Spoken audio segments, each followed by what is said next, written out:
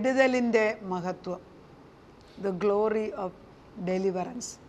വിടുതലെന്ന് പറയുമ്പം കെട്ടപ്പെട്ട അവസ്ഥയിൽ നിന്ന് വിടുതലാണ് നമ്മൾ ആഗ്രഹിക്കുന്നത്. അപ്പം നമ്മളോട് പറയുന്നത് കെട്ടപ്പെട്ട കാലുകളെ, കൈകളെ, കാലിലെ ചങ്ങല ഇതെല്ലാം പൊട്ടി മാറണം. മുൻപോട്ട് തന്നെ പോകേണ്ട മക്കൾ മുൻപോട്ട് പോയേ ഒക്കത്തുള്ളൂ. അവർക്ക് പുറകെ നിൽക്കാനൊക്കത്തില്ല. തള്ളിയാണെങ്കിലും നമ്മൾ മുൻപോട്ട് പോകും. നമ്മുടെ അപ്പനമ്മമാർ തള്ളി മുൻപോട്ടാക്കിയ പോലെ നമ്മുടെ അടുത്ത തലമുറ നമ്മൾ മുൻപോട്ട്, അതായത് പ്രസ് ഹാർഡർ, നല്ല മുൻപോട്ട് തന്നെ തള്ളുന്നപ്പച്ച തള്ളിയ ഞങ്ങൾക്ക് കയ്യത്തിൽ നപ്പച്ചൻ കൂടെ നിന്ന് എഴുന്നേറ്റ് പ്രകാശിക്കണം. മരവിപ്പിൻ്റേതായ അവസ്ഥ മാറിപ്പോണം. കാഹളത്തിൻ്റെ ശബ്ദം കേൾക്കണം. കാഹളം ഊതണം നമ്മൾ. അതായത് ജെറിക്കോ മതിലിൻ്റെ ചുറ്റും 6 ദിവസം നടന്നേച്ച് 7-ാം ദിവസം കാഹളം ഊതി. നമ്മൾ ഈ ഷോഫർ വിളിക്കുക എന്ന് പറയും. യഹൂദന്മാരെ പ്രാർത്ഥനിക്കുമ്പോൾ ഷോഫർ വിളിക്കും.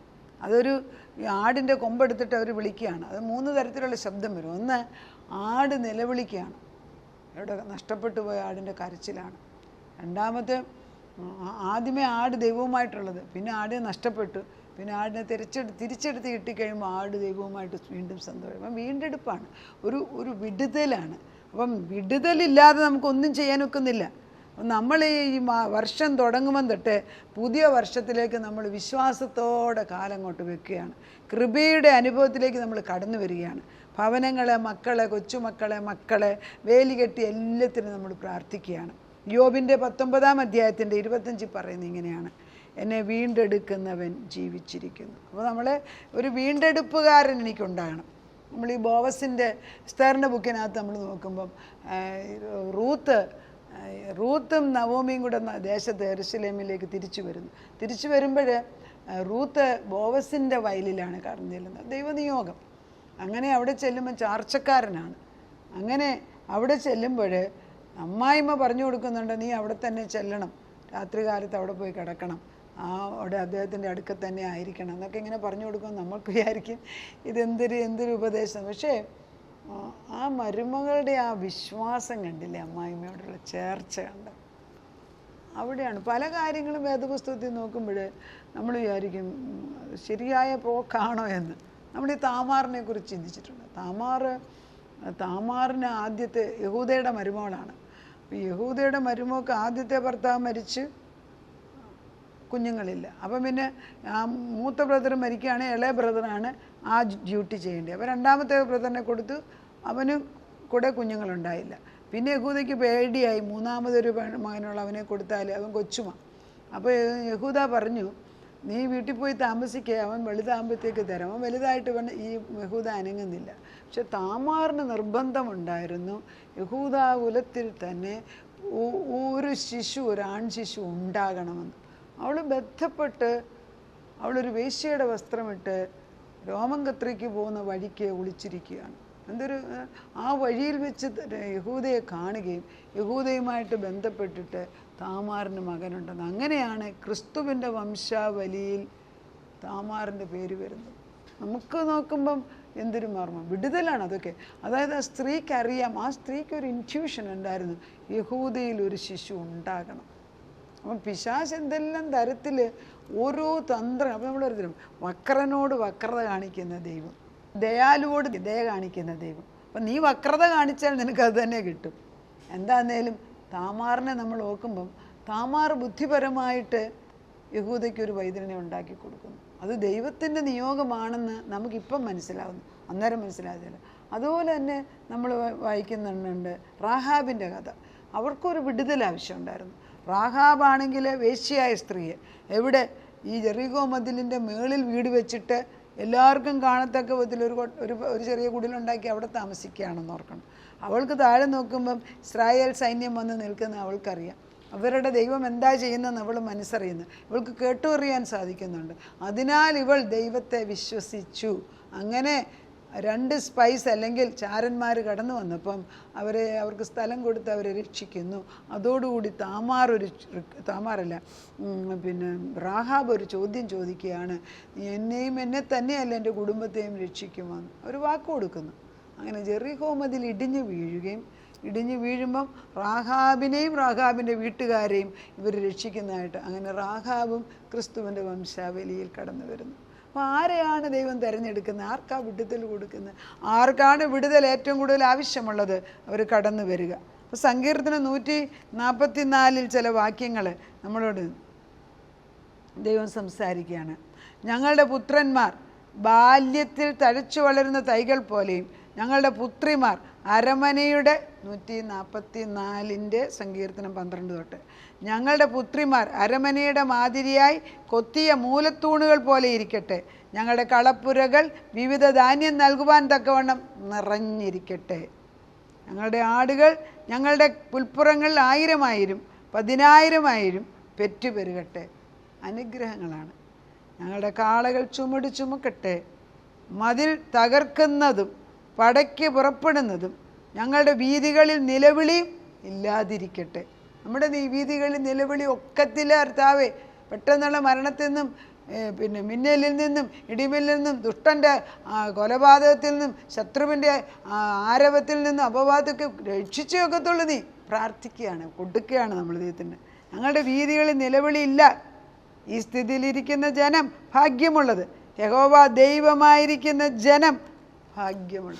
യഹോവ ദൈവമാണ്, വിശുദ്ധ ജാതി. നമ്മൾ ദൈവത്തിൻ്റെ ജനമാണ്. അല്ലെങ്കിൽ ഈ പറയുന്ന ഞാനും കേൾക്കുന്ന നിങ്ങളും ഈ കേൾക്കുമ്പം നമ്മൾ പറയും ശരിയാണ്, ഞാൻ ദൈവത്തിൻ്റെ ജനമാണ്. പക്ഷെ അങ്ങപ്പുറത്തോട്ട് ഇറങ്ങുമ്പോൾ വേറെ വല്ലവരും വരും, നമ്മളതങ്ങ് മറക്കുകയാണ്. കാരണം ആത്മീയ ഗോളത്തിലുള്ള സത്യങ്ങൾ മനസ്സിലാക്കാൻ ജഡം എപ്പോഴും തടസ്സമാണ്. എൻ്റെ തന്നെ ജഡം, അല്ലാതെ കൂടോത്രമാണ്. മറ്റ് ആര് കൂടോത്രം എന്നോട് വല്ലതും പറയും അവിടെ കൂടും. ഞാൻ പറഞ്ഞു ദൈവത്തെക്കാട്ടി വലുതാണോ കൂടോത്രം? അല്ല പിശാച് മുമ്പിൽ വന്ന് TL മോഡിയൊക്കെ പറയും അവരുടെ ബെഡ്റൂമിനകത്ത് പിശാച് വന്ന് നിന്നിട്ടുണ്ട്, അദ്ദേഹം തിരിഞ്ഞു കിടന്നുറങ്ങുന്നു. അവനൊന്നും ഒന്നിച്ച് ദൈവം അനുവദിക്കാതെ നമ്മൾ തൊടുവോ? മരണത്തിൽ നിന്നുള്ള നീക്കുപോക്ക് യഹോവയ്ക്കുള്ളതാണ്. അപ്പോൾ വിടുതൽ അയക്കുന്ന ദൈവം തൻ്റെ വചനം കൊണ്ട് അയച്ചിട്ട് പറയുകയാണ്, ഞാനിന്ന് നിനക്ക് വിടുതൽ അയക്കുകയാണ്, നീ വാങ്ങിച്ചെടുക്ക്. അതേ ദൈവമേ, നിൻ്റെ വചനത്താൽ ഞാൻ വിടുതൽ വാങ്ങിച്ചെടുക്കുന്നു. എൻ്റെ മേൽ നിൻ്റെ ദൃഷ്ടി വെച്ചിരിക്കുന്നു. നീ പറഞ്ഞിരിക്കുന്നത് ഞാൻ എൻ്റെ ന്യായപ്രമാണം അവരുടെ ഉള്ളിലാക്കി അവരുടെ ഹൃദയങ്ങളിൽ എഴുതി കൊടുക്കും. ദൈവത്തിൻ്റെ വാഗ്ദത്തം 27 ഇശയ്യാ 27 ഇതൊക്കെ വളരെ പ്രധാനപ്പെട്ട വാക്യം. 27:3 ഇങ്ങനെയാണ് പറയുന്നത്, സ്ഥിരമാനസൻ, നമുക്കൊരു സ്ഥിരത വേണം. സ്ഥിരമാനസൻ നിന്നിൽ ആശ്രയിക്കുന്നതിനാൽ, നിന്നിൽ ആശ്രയം വെച്ചിരിക്കേണ്ട നീ അവനെ പൂർണ്ണ സമാധാനത്തിൽ കാക്കുന്നു. യഹോവയാം ഈ ആഹിൽ ശാശ്വതമായൊരു പാറയുള്ളതിനാൽ യഹോവയിൽ എന്നേക്കും ആശ്രയിക്കുന്നു. ആരില്ല ഞാൻ ആശ്രയിക്കുന്നു? എൻ്റെ ശാശ്വത പാറ യേശുവാണ്, യഹോവയാണ്. ശാശ്വതമായ പാറയാണ്. ഇത് മാറുന്ന പാറയല്ല, ഇത് ജീവജലം തരുന്ന പാറ. ഇത് എനിക്ക് ജീവൻ തരുന്ന പാറ, എൻ്റെ കൂടെ നിൽക്കുന്ന പാറ, എന്നെ ശത്രുവിൽ നിന്ന് പരിപാലിക്കുന്ന പാറയാണ്. അവനാണ് ക്രിസ്തു. പാറയാകുന്ന ക്രിസ്തുവിൽ ഉറച്ചു നിൽക്കണം. ആ ഉറപ്പ് നമുക്കുണ്ട്. നമ്മൾ ഈ 18-ാം സങ്കീർത്തനമൊക്കെ വായിക്കുമ്പോൾ എന്നെ മാത്രം ദൈവാത്മാവ് നമ്മളെ ബലപ്പെടുത്തുന്ന വചനങ്ങളല്ലേ നമുക്ക് തരുന്നത്. അതെല്ലാം നമ്മൾ പറഞ്ഞ് കർത്താവേ നിൻ്റെ സാന്നിധ്യം കൊണ്ട് പലപ്പോഴും നമ്മൾ ഈ ദൈവത്തിൻ്റെ വചനത്തിനകത്ത് നിൽക്കും. കുറച്ചൊന്ന് ദൈവം അങ്ങ് ഏറ്റെടുക്കും. മനസ്സിലാകും, മതി ഇനി നീ അവിടെ മാറി നിൽക്കുക, ഞാൻ ചെയ്യാമെന്ന് പറയും. ആ ലെവൽ വരെ ആകണം. 18 ഇങ്ങനെയാ തോന്നുന്നത്, എൻ്റെ ബലമായ യഹോവേ ഞാൻ നിന്നെ സ്നേഹിക്കുന്നു. യഹോവ എൻ്റെ ശൈലവും എൻ്റെ കോട്ടയും എൻ്റെ രക്ഷകനും എൻ്റെ ദൈവവും ഞാൻ ശരണമാക്കുന്ന എൻ്റെ പാറയും എൻ്റെ പരിചയം എൻ്റെ രക്ഷയായ കൊമ്പും എൻ്റെ ഗോപുരവുമാകുന്നു. സ്തുത്യനായ യഹോവയെ ഞാൻ വിളിച്ചപേക്ഷിക്കുകയും എൻ്റെ ശത്രുക്കളെ കയ്യിൽ നിന്ന് രക്ഷ പ്രാപിക്കുകയും ചെയ്യും. പിന്നെ അങ്ങ് സങ്കീർത്തനത്തിൽ മുഴുവൻ ശത്രുവിൻ്റെ പ്രവർത്തനം തന്നെ രക്ഷിക്കുന്ന ഒരു ദൈവമാണ്. അപ്പം ദൈവം വിടുതലയക്കുക. ഞാനീ പറയുന്നത് ഒരു വിടുതലെന്ന് പറയുന്നത് ദൈവസന്നിധിയിൽ ദൈവവുമായിട്ടുള്ള ഉറ്റ ബന്ധത്തിൽ അങ്ങോട്ട് ഇരുന്നിട്ട് കാര്യം പ്രാപിച്ചെടുക്കുന്നതായിരിക്കണം. എനിക്ക് വേണ്ടി അവൻ ആകാശവും ഭൂമിയും ഇളക്കും. കണ്ടിട്ടുണ്ടോ? ആകാശത്തെ ഭൂമിയും വിളിച്ചു വരുത്തി അവിടെ നിൽക്കുക എന്ന് പറയും. ചെങ്കടലിനോട് പറഞ്ഞില്ലേ അവിടെ നീ 2ആയിട്ട് മാറ്. യോർദാനോട് പറഞ്ഞില്ലേ 2ആയിട്ട് മുറിഞ്ഞു മാറുമെന്ന് പറഞ്ഞില്ലേ? ആ ദൈവമല്ലേ നമ്മുടേത്. പിന്നെ ആ ദൈവത്തിൻ്റെ ശക്തി കുറഞ്ഞു പോയോ? ഇപ്പോഴോ പരിശുദ്ധാത്മാവ് നമ്മളാണിതിനെ, ഈ ദൈവത്തെ അനക്കണം. ഈ ദൈവത്തിനെ ഒന്ന് ഉറപ്പിച്ച് വിളിച്ചു വരുത്തുന്നിടം വരെ പ്രാർത്ഥിക്കണം. അതുകൊണ്ട് സ്തുതിപ്പിലാണ് വിടുതൽ നടക്കുന്നത്. സ്തുതിപ്പിൽ വിടുതൽ നടക്കുന്നതെന്ന് അറിയത്തില്ല. പിന്നെ ഈ പലപ്പോഴും ഞാൻ ഈ സഭകളിൽ കാണുന്ന ഒരു സത്യം, സ്തുതിപ്പും പ്രാർത്ഥനയും എല്ലാം നടക്കുന്നുണ്ട്. പക്ഷെ ആളുകൾക്ക് ഈ സമയത്ത് വിടുതൽ കിട്ടുമെന്ന് അറിവില്ലായ്മയാൽ എൻ്റെ ജനം നശിച്ചു പോകുന്നു. അറിയാത്തതിനാൽ. അത് പറഞ്ഞു കൊടുക്കാൻ ആളില്ല. ഒരാൾ അതിനു വേണ്ടി സമയമെടുക്കണം. സത്യം പറഞ്ഞ ഓരോ ശുശ്രൂഷ, കുർബാന, പ്രാർത്ഥന കഴിയുമ്പം എന്താണ് വിടുതൽ ചെയ്യുന്നതെന്ന് വിളിച്ച് പറഞ്ഞാൽ പലരും അതുകൊണ്ട് നേടിയെടുക്കും. ദൈവം ഇന്ന് നമുക്ക് പ്രാർത്ഥിക്കാം, കർത്താവേ ഇന്ന് രോഗികൾക്ക് സൗഖ്യമാണ്, ഇന്ന് വഴി മാറി നടക്കുന്ന പിള്ളേർ തിരിച്ചു വരുന്ന ദിവസമായിട്ട് നമുക്ക് പ്രാർത്ഥിക്കാം, ഇന്ന് കടബാധ്യത, ഇങ്ങനെ ഓരോന്നിടത്ത് നമുക്ക് വിടുതൽ ശുശ്രൂഷ എടുക്കരുത്. അതൊന്നും ആരും ചെയ്യത്തില്ല. ആരെങ്കിലും ചെയ്താൽ അത് നല്ലതാണ്. കാരണം മനുഷ്യരെല്ലാം ഇറങ്ങിക്കൊണ്ട് വളരെ ദുഃഖത്തിൽ കഴിയുന്ന അവസ്ഥയാണ്. നമുക്ക് പ്രാർത്ഥിക്കാം. നാഥ വിടുതൽ അയച്ചേ പറ്റൂ. നിൻ്റെ സന്നിധിയിൽ വിടുതലുണ്ട്.